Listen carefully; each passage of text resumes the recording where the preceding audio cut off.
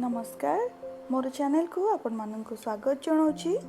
आज वीडियो रे जानिबा दुईटी एक्सरसाइज जदि निजर वेट को रिड्यूस करने को चाहते निजको स्लिम रखा चाहते तो यही दुईटी एक्सरसाइज आपण बहुत हेल्पफुल हेबो।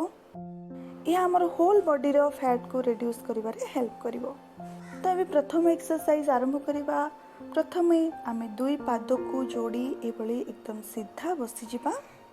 दुई हाथ को मध्य ऊपर को नहीं एक संगे जोड़ी रखिबा। एबे निश्वास भरिबा। धीरे धीरे निश्वास छाड़िबा सहित एकदम आगु को बेंड हेबा। दुई हाथ को फ्लोर ऊपर रखिबा।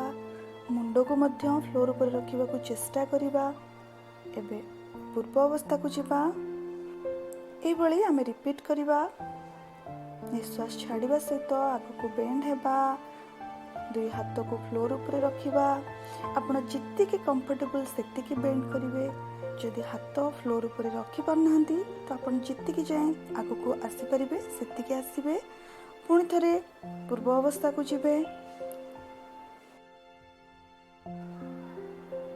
धीरे धीरे आमे स्पीड मध्य बढ़ेबा। टिके फास्ट प्रैक्टिस करिबा। ये एक्सरसाइज बहुत इफेक्टिव। यह हमर होल बॉडी ऊपर काम करथाए। यह आमर पिठी रे थिबा फैट, आमर हाथर फैट, आम जंघरे जो एक्स्ट्रा फैट थाए, बेली फैट मध्य सबू को कम करिवारे बहुत हेल्प करथाए। गोटे एक्सरसाइज करी आपण आपनको होल बॉडी रो फैट को इजीली रिड्यूस करि परिबे।